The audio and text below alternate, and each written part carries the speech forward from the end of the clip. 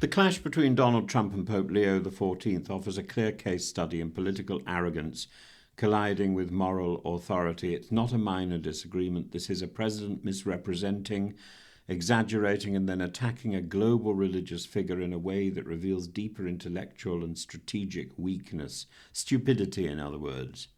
The accusation itself lacks any serious foundation. Trump claims the Pope believes Iran should possess nuclear weapons. That claim is false. It's a paper tiger. There is no statement, no speech, no doctrinal position from the Vatican that supports nuclear proliferation. The Pope has done the opposite, indeed. He's consistently called for restraint, diplomacy, and de-escalation. It reflects long-standing Catholic teaching rooted in just war theory and nuclear ethics developed since the Cold War. Trump's statement is not a misunderstanding, it is a distortion.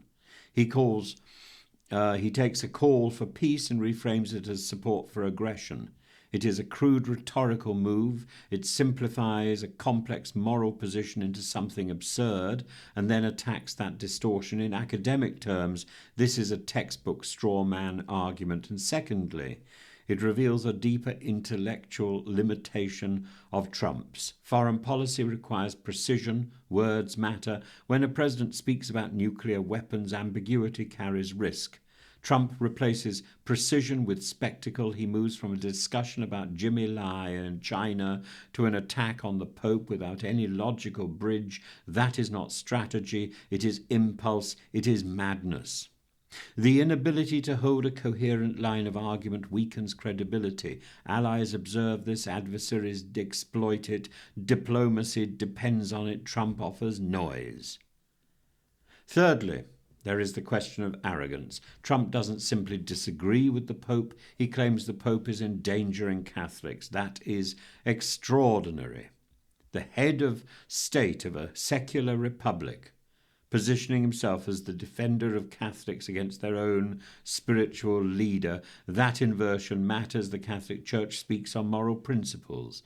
The state operates in the realm of power, and when a political leader claims moral superiority over the papacy, especially on questions of war and peace, it signals a belief in personal infallibility, and that belief has appeared elsewhere. The AI image of Trump portraying himself as Christ, not an isolated joke. It reflects a pattern and a self-obsession, the language of absolute authority, the refusal to accept criticism, the tendency to personalize global conflicts. These are not the traits of disciplined leadership. They are the traits of ego-driven politics. They are the traits of tyranny.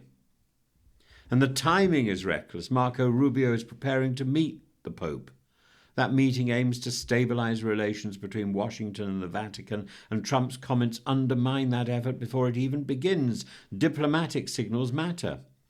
When a president publicly attacks a figure whom his own administration is about to engage, he weakens his negotiators. He creates confusion about policy direction. He signals division within his own system. Trump misunderstands the role of the Pope.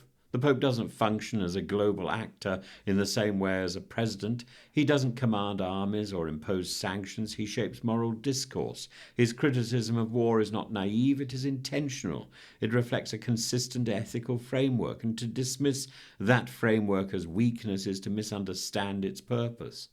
Moral restraint is not the absence of strength, it is a different form of strength. And this episode illustrates a broader pattern of political stupidity on the part of the current incumbent of the White House office. Stupidity here doesn't mean a lack of intelligence in a narrow sense. It refers to a failure to grasp the consequences of his actions and what he says. Trump's comments achieve nothing. They do not pressure Iran. They do not strengthen US policy. They do not isolate China or influence the Chinese president. They create distraction. They alienate a global religious community of over 1 billion people. They diminish the seriousness of American foreign policy.